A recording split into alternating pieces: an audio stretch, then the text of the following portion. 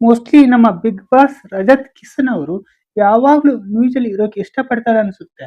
ಅದಕ್ಕೆ ಅಂತಾನೆ ಆಗಾಗ ಏನು ಮಾಡಬಾರದೋ ಅದ್ನೇ ಮಾಡಿ ಏನಾದ್ರು ಒಂದು ಎಡವಟ್ ಮಾಡಿ ಕಾಂಟ್ರವರ್ಸಿ ಮಾಡ್ಕೊಂತಾನೆ ಇರ್ತಾರೆ.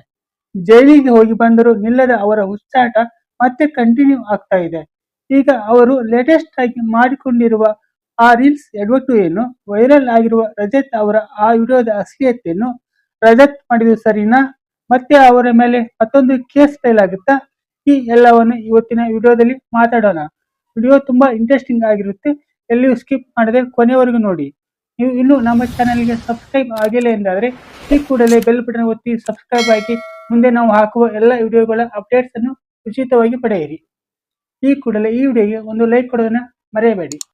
ಕಲರ್ಸ್ ಕನ್ನಡ ರಿಯಾಲಿಟಿ ಶೋ ಒಂದರ ಮೂಲಕ ಕಲರ್ಫುಲ್ ಆಗಿರೋ ಟಿವಿ ಮತ್ತು ಸಿನಿಮಾ ಜಗತ್ತಿಗೆ ಬಂದ ರಜತ್ ಕಿಸನ್ ಅವರು ಫೇಮಸ್ ಆಗಿದ್ದು ಬಿಗ್ ಬಾಸ್ ಶೋದಿಂದ.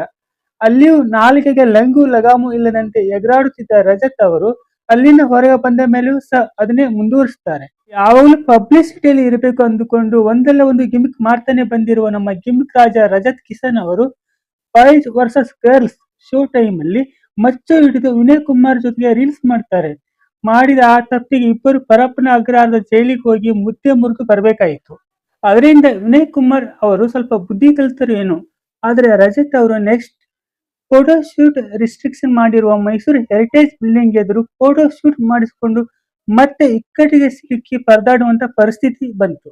ಆದರೆ ಈಗ ಮತ್ತೊಂದು ಹೊಸ ಕಾಂಟ್ರವರ್ಸಿ ಮಾಡಿಕೊಂಡಿರುವ ರಜತ್ ಅವರ ವಿರುದ್ಧ ಸೋಷಿಯಲ್ ಮೀಡಿಯಾದಲ್ಲಿ ತುಂಬಾ ಆಕ್ರೋಶ ಕೇಳಿ ಬರ್ತಾ ಇದೆ. ಈಗಲೂ ಸಹ ಅವರ ಮೇಲೆ ಕಾನೂನು ಕ್ರಮ ಆಗುವ ಸಾಧ್ಯತೆ ಇದೆ.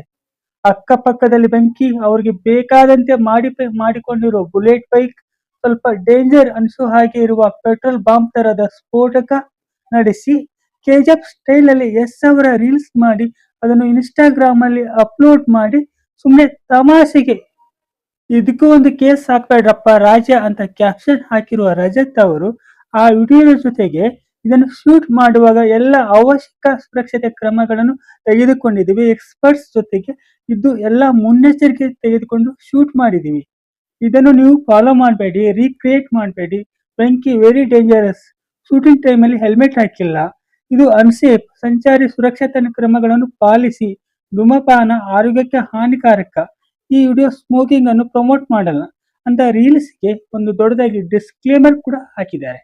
ಆದ್ರೆ ವಾಸ್ತವವಾಗಿ ಇದು ಕಾನೂನಿನಿಂದ ಹೊರತಾದ ಕಾನೂನು ಬಾಹಿರ ಚಟುವಟಿಕೆಯಾಗಿದ್ದು, ಜೊತೆಗೆ ಸಾಮಾನ್ಯ ಜನರಿಗೂ ಹಾಗೂ ಅವರ ಜೀವಕ್ಕೂ ತೊಂದರೆ ತರುವ ಘಟನೆ ಆಗಿದೆ. ಅದಕ್ಕೆ ಪೊಲೀಸ್ ಎಂಕ್ವೈರಿ ಮಾಡಿ ಇಮಿಡಿಯೇಟ್ ಆಗಿ ಆಕ್ಷನ್ ತಗೊಳ್ಳಿ ಅಂತಿದ್ದಾರೆ ನಮ್ಮ ಜನ. ಇಂಥ ಘಟನೆಗಳು ಪಬ್ಲಿಕ್ ಅಲ್ಲಿ ಸಾಕಷ್ಟು ಗಾಬರಿ, ಗೊಂದಲ, ಭಯ, ಆತಂಕವನ್ನು ಹುಟ್ಟಿಸ್ತವೆ. ಆದ್ರಿಂದ ರಜತ್ ಅವರ ಹುಚ್ಚಾಟದ ರೀಲ್ಸ್ ಗಳಿಗೆ ಮಿತಿನೇ ಇಲ್ಲದಾಗಿದೆ.